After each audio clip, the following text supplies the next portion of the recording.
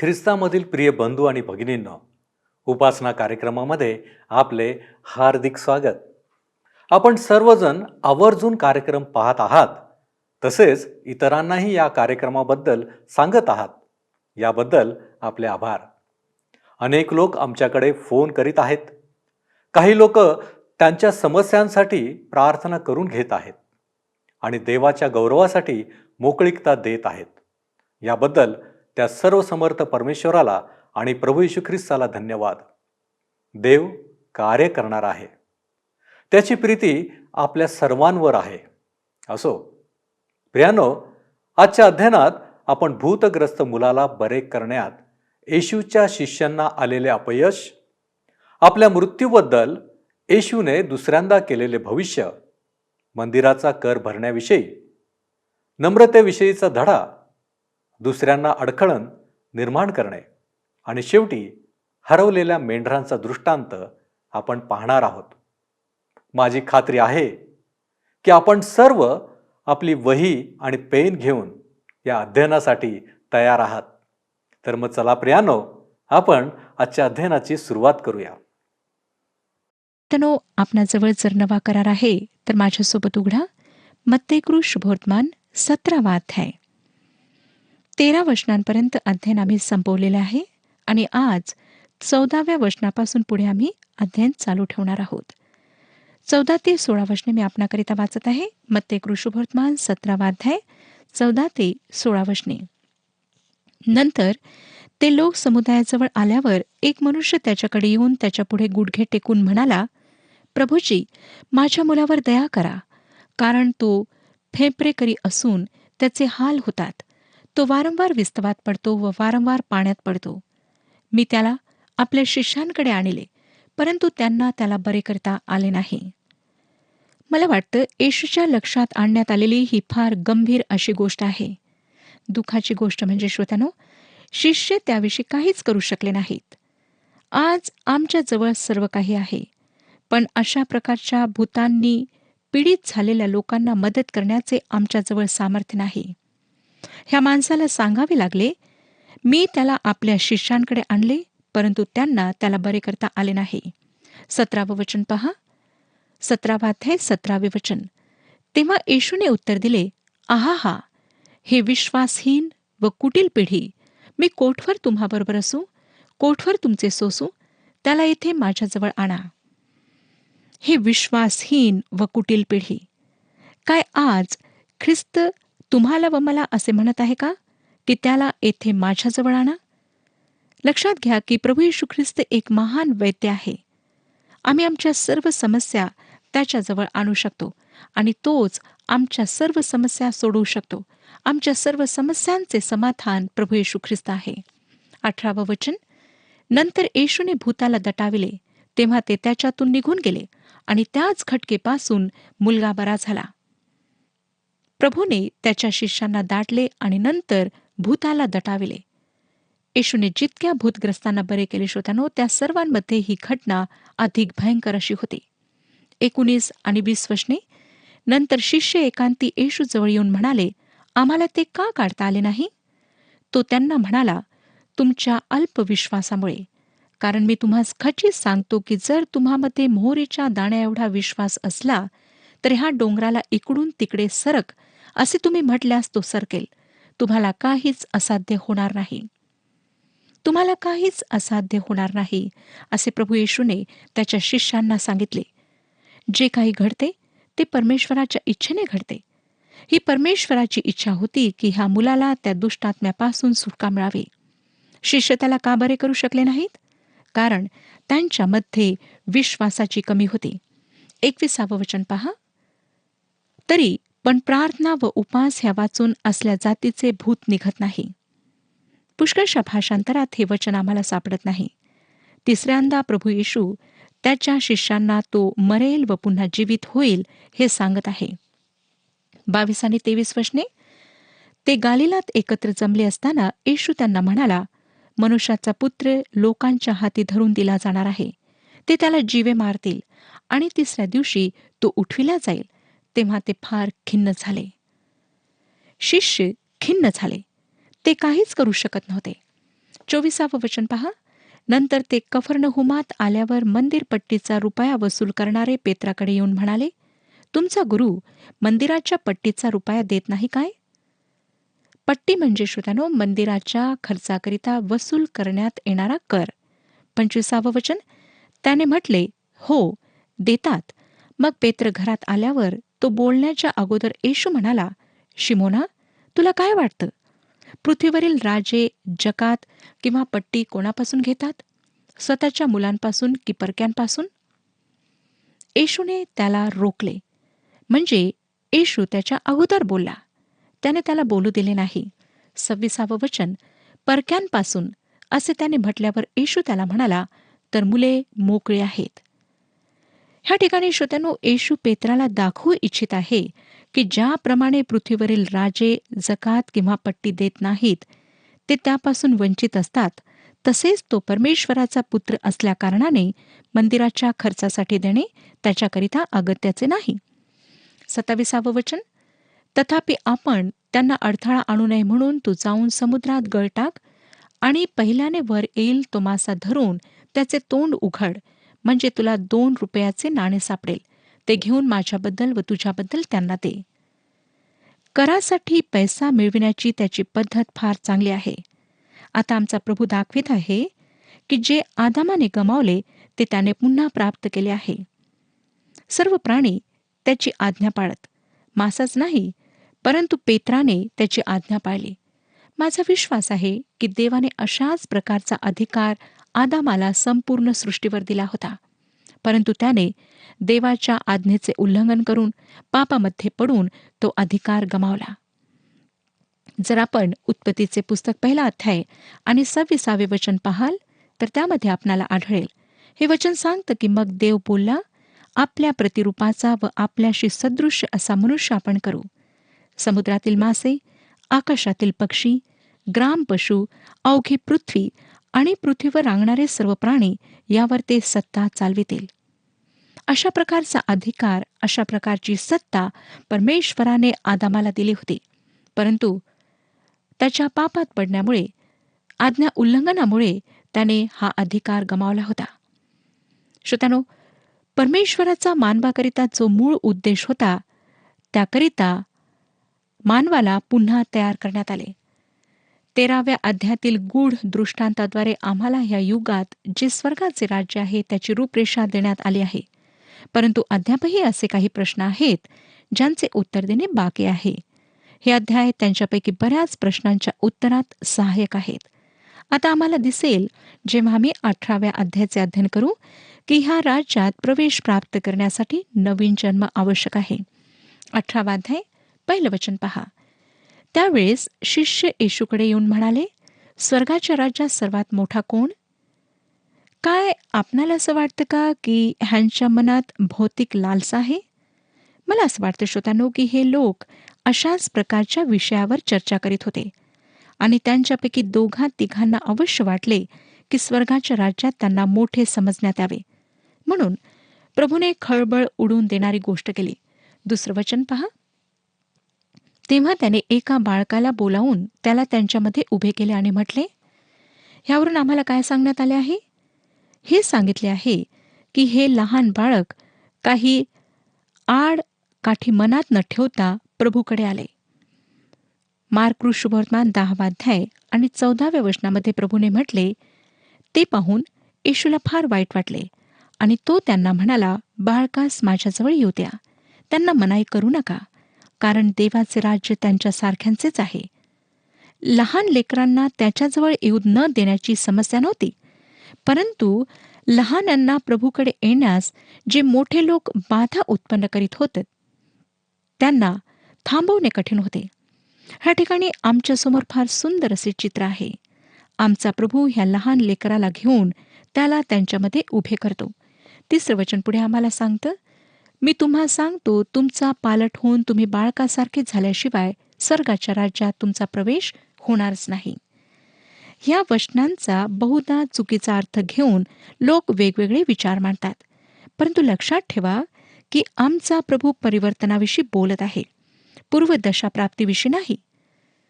काही लोकांना वाटतं की ह्या वचनाचा अर्थ तुम्ही आपल्या बालपणाकडे कसे करून वापस परतावे किंवा आपली कृती बदलावी जेणेकरून आपण स्वर्गात प्रवेश करू शकावा, असा त्यांचा अर्थ असतो. प्रभू ह्या ठिकाणी आपल्या बाळपणाकडे वळण्याबाबत बोलत नाही हे लक्षात घ्या, परंतु नवीन जीवनाकडे जाण्याविषयी तो बोलत आहे. स्वर्गराज्यात उच्च पद प्राप्त करण्यापूर्वी त्या राज्यात प्रवेश प्राप्त करणे अधिक महत्त्वाचे आहे हे सांगत असताना प्रभू येशू आपल्या शिष्यांचे लक्ष त्या प्रवेशाला सुरक्षित करण्याकरिता काय करणे आवश्यक आहे हे सांगून करीत आहे. योहान शुभवर्तमान 3 अध्याय 3 वचनाप्रमाणे त्याने जेव्हा म्हटले, मी तुम्हाला खचित सांगतो, नव्याने जन्मल्या वाचून कोणालाही देवाचे राज्य पाहता येत नाही. ह्या वचनात ज्या महत्वाच्या गोष्टीवर भर देण्यात आला आहे ती गोष्ट म्हणजे नवीन जन्म. तुम्हाला आणि मला लहान बालकाप्रमाणे व्हायचे आहे, म्हणजे आम्हाला पुन्हा जन्म घ्यावा लागेल, आम्हाला पुनर्जन्म घ्यावा लागेल. जेव्हा तुमचा नवीन जन्म होईल, माझा नवीन जन्म होईल, तेव्हा एखाद्या बाळकाप्रमाणे आमचे आत्मिक जीवन प्रारंभ होईल. होय श्रोत्यानो, आत्मिक नवीन जन्म प्राप्त होणे फार आवश्यक आहे आणि तेव्हाच आमचा स्वर्गराज्यामध्ये प्रवेश होऊ शकतो. खेदाने म्हणावं लागतं की अनेक लोक त्यांचा आत्मिक असमजूतदारपणा ओळखत नाहीत. अनेकदा नवीन विश्वासात आलेले लोक साक्ष देण्याकरिता उभे राहतात. त्यांचे आत्मिक वय एखाद्या नवजात शिशुप्रमाणे असते. काय एखादा नवजात शिशु उठून साक्ष देऊ शकतो? काय तो एखादा कार्यभार सांभाळू शकतो? नाही ना, शक्यच नाही. पौल मंडळीतील वडिलांविषयी लिहिताना तिमथ्याला पहिले पत्र 3 अध्याय आणि 6 वचनामध्ये म्हणतो, तिमथ्याला पहिले पत्र 3 अध्याय आणि 6 वचन, त्याने गर्वाने फुगून जाऊन सैतानाप्रमाणे शिक्षेत पडू नये म्हणून तो नवशिका नसावा. मला वाटतं आमचा प्रभू असेच काही ह्या ठिकाणी म्हणत आहे. 4 वचन, ह्याच तो जो कोणी स्वतःला ह्या बाळकासारखे नम्र करीतो तो स्वर्गाच्या राज्यात सर्वात मोठा होय. जेव्हा आपण मागे पाहता व राज्यात प्रवेश करण्यास नवीन जन्मावर भर देता, तेव्हा आपणाला दिसेल की जो एखाद्या बाळकाप्रमाणे स्वतःला नम्र करतो तो स्वर्गाच्या राज्यात सगळ्यात मोठा आहे. 5 आणि 6 वचने, आणि जो कोणी माझ्या नावाने अशा एखाद्या बाळकाला जवळ करीतो तो मला जवळ करीतो. माझ्यावर विश्वास ठेवणाऱ्या ह्या लहानातील एकाला जो कोणी अडखळील त्याच्या गळ्यात मोठ्या जात्याची तळी बांधून त्याला समुद्राच्या खोल पाण्यात बुडवावे, ह्यात त्याचे हित आहे.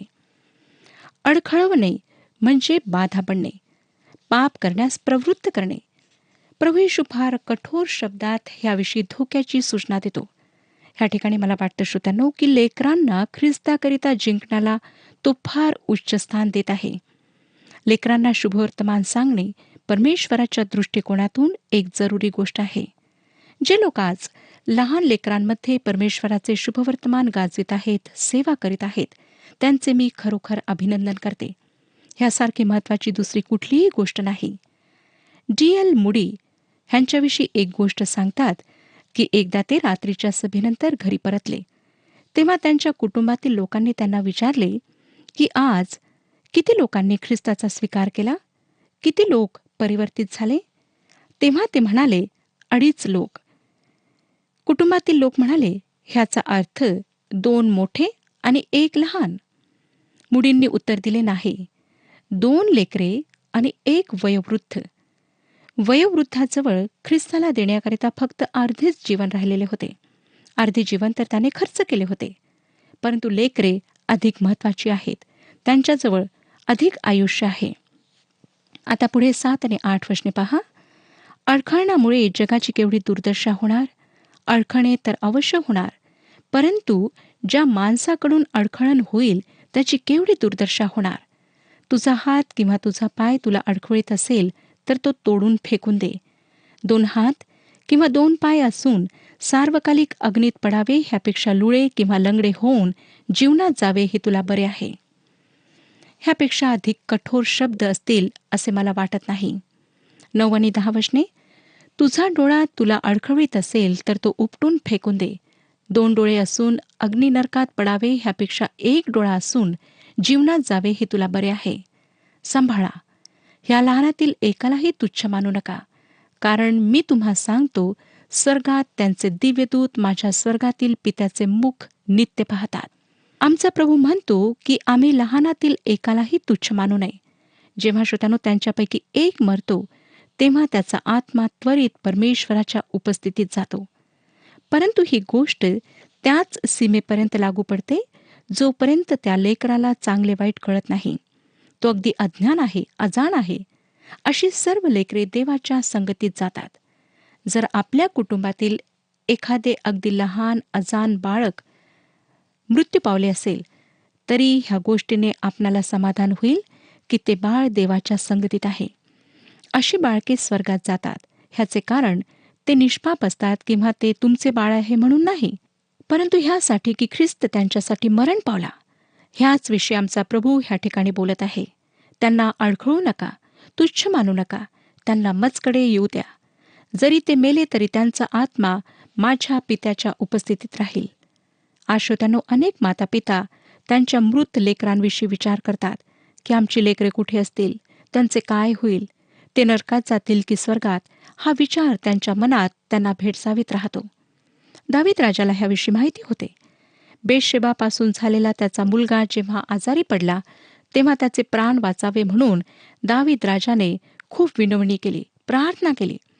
शमूएलाचे दुसरे पुस्तक 12 अध्याय 15 ते 23 वचने ह्याविषयी आम्हाला सांगतात की त्याने उपवास केला, तो रडला व जमिनीवर पडून राहिला. परंतु जेव्हा त्याचा मुलगा मेला, तेव्हा तो उठला, आंघोळ केली, कपडे बदलले व परमेश्वराच्या भवनात जाऊन त्याने उपासना केली. त्याच्या ह्या कृतीमुळे त्याचे नौकर आश्चर्यचकित झालेत आणि दाविदाने त्याचे स्पष्टीकरण अशा प्रकारे दिले की मूल जिवंत होते तोवर मी उपास केला व रुदन केले. मला वाटले न जाणो कदाचित परमेश्वर माझवर कृपा करील व माझे मूल जिवंत राहील. पण आता ते मरण पावले तर मी आता का उपास करावा? माझ्याने थोडेच त्याला परत आणवेल. मी त्याचकडे जाईन, पण ते माझकडे परत यावयाचे नाही. त्याचा हा आत्मविश्वास होता की एक दिवस तो त्याच्यासोबत असेल. हे एक फार मौल्यवान सत्य आहे श्रोत्यानो. जी बालके आपणाला सोडून गेलेली आहेत, त्यांची चिंता न करता जे ह्या पृथ्वीवर तुमच्यासोबत जिवंत आहेत त्यांची चिंता करा, स्वतःच्या जीवनाची चिंता करा. आमच्या प्रभूला लहान लेकरांविषयी काय वाटत होते हे लक्षात घेणे फार महत्वाचे आहे. आज जेव्हा आम्हाला लहान लेकरांवर अत्याचार होताना, त्यांची हत्या होताना, त्यांचे हाल होताना दिसतात, तेव्हा आम्हाला वाईट वाटते. अनेक मातापिता मुलगी नको म्हणून त्या अजाण बालकाची निघृणपणे हत्या करतात, त्यांना रस्त्यावर फेकून देतात. अशा लोकांसाठी नरक अगदी हमखास ठेवलेला आहे. आता आम्हाला भटकलेल्या मेंढराचा दृष्टांत वाचायला मिळतो. प्रभू येशू हरवलेल्या मेंढराच्या एका विलक्षण दृष्टांताकडे आता वळत आहे. लूका शुभवर्तमान 15व्या अध्यायामध्ये जो हरवलेल्या मेंढराचा दृष्टांत आहे, त्यापासून हा दृष्टांत फरक आहे. त्या दृष्टांताचा प्रमुख शब्द आहे वाचवणे. लूक 15व्या अध्यायामध्ये हरवलेल्यांना शोधण्यावर अधिक भर देण्यात आला आहे. मत्तेय शुभवर्तमान 18व्या अध्यायामध्ये हरवलेल्यांना वाचवण्यावर भर आहे. 12, 13 आणि 14 वचने वाचूया. 18वा अध्याय 12, 13 आणि 14 वचने. तुम्हाला काय वाटतं? कोणा एका मनुष्याजवळ 100 मेंढरे असली आणि त्यातून एखादे भटकले, तर ती 99 डोंगरावर सोडून त्या भटकलेल्याचा शोध करण्यास तो जाणार नाही काय? आणि समजा ते त्याला सापडले तर न भटकलेल्या 99पेक्षा तो त्यावरून अधिक आनंद करील, असे मी तुम्हास खचित सांगतो. तसे ह्या लहानातील एकाचाही नाश व्हावा अशी तुमच्या स्वर्गातील पित्याची इच्छा नाही. लक्षात घ्या की तो ह्याचा शेवट कसा करतो. तो अद्यापही लहान लेकरांविषयी विचार करीत आहे. चांगले वाईट समजून हिशोब देण्याच्या वयापर्यंत तो त्यांची काळजी घेईल, परंतु मातापिता होण्याच्या नात्याने त्यांना ख्रिस्ताकडे आणण्याची जबाबदारी आम्हातील प्रत्येकाची आहे. देवाने एक महान जबाबदारी आमच्यावर सोपवलेली आहे. अनेक आईवडील लेकरांना परमेश्वराच्या मंदिरात आणून समर्पित करतात आणि त्यांना वाटतं की आता आमचे मूल ख्रिस्ती झाले आहे, आमची जबाबदारी संपली. लक्षात घ्या की अशा विधींद्वारे कोणीही ख्रिस्ती होत नाही.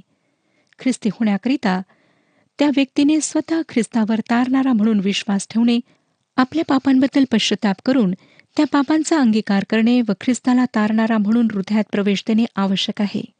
ह्याबद्दल लेकरांचे योग्य मार्गदर्शन करणे, त्यांना उचित शिक्षण देणे हे आईवडिलांचे कर्तव्य आणि जबाबदारी आहे. श्रोत्यानो, आपण जे मातापिता आहात त्या मी आपणाला प्रश्न विचारते की काय आपण आपल्या लेकरांना ख्रिस्ती शिक्षण देत आहात? त्यांचे योग्य मार्गदर्शन करीत आहात? त्यांना पवित्र वचनांचे उचित शिक्षण देत आहात? जर नाही, तर आजपासून सुरुवात करा. आपणावर परमेश्वराने जबाबदारी टाकलेली आहे की आपण आपल्या लेकरांचे चांगल्या प्रकारे संगोपन करावे. ज्या प्रकारे आपण शारीरिक भोजनाची आणि कपडा लत्ता त्यांना सर्व काही व्यवस्थित प्राप्त व्हावे ही पूर्णपणे कोशिश करता, त्याच प्रकारे त्यांच्या आत्मिक जीवनाची काळजी करा. त्यांना योग्य तो आत्मिक आहार द्या. तेव्हाच आपली लेकरे परमेश्वराच्या भयात आणि ज्ञानात वाढतील आणि पुढे जाऊन ती देवाकरिता गौरवाचे कारण बनतील. म्हणून श्रोत्यानो, आज आपली लेकरे कशा प्रकारे वाढत आहेत हे लक्षात घ्या आणि त्यांच्या जीवनाकडे गंभीरपणे लक्ष द्या. परमेश्वर ह्या विषयात आपले मार्गदर्शन करू आणि आपणाला आशीर्वाद देऊ. प्रियांनो, विश्वास आणि शंका या एकाच नाण्याच्या दोन बाजू आहेत. आमचा विश्वास किती असावा याचे परिमाण येशू ख्रिस्ताने दिले ते अगदीच महत्त्वपूर्ण आहे.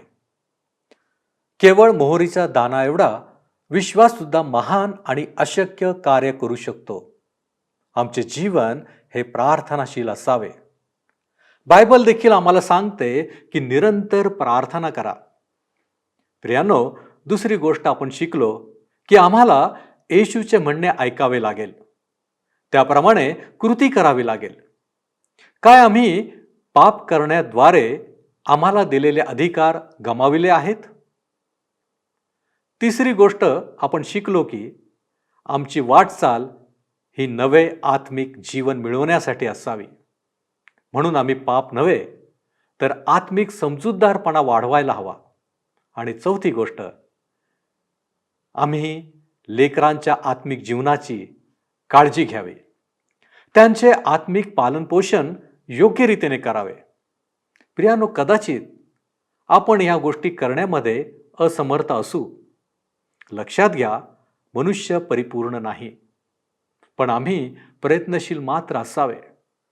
आज शिकलेल्या गोष्टी आचरणात आणण्याचा निश्चय करा आणि आपल्या जीवनास योग्य असे फळ द्या. चला आपण प्रार्थना करू. सर्वसमर्थ आमच्यावरती कृपा करणाऱ्या आमच्या प्रेमळ प्रभू येशू ख्रिस्ता, तुझ्या नावाला आम्ही धन्यवाद देतो. होय प्रभूजी, तू आम्हाला शिकवत आहेस. दररोज सकाळी तू आम्हाला तुझ्या चरणापाशी घेत आहेस, यासाठी की आमची दृष्टी तुझ्यावरती असावी. तुझ्याद्वारे आम्ही शिकावं आणि शिकलेल्या गोष्टी आम्ही आमच्या आचरणामध्ये आणाव्या. यासाठी प्रभूजी, ऐकणारे कान, समजणारं मन आणि कृती करणारं अंतःकरण तू आम्हाला पुरवत आहेस. आम्ही तुझे उपकार मानतो, तुला धन्यवाद देतो. सर्व शिकवलेल्या गोष्टींबद्दल आम्ही तुझे आभारी आहोत. येशू ख्रिस्त आमचा प्रभू याच्याद्वारे मागतो म्हणून तू ऐक. आमेन. आपला प्रभू व तारणारा येशू ख्रिस्त याच्या कृपेत व ज्ञानात वाढत जा. प्रभू तुम्हासह असो.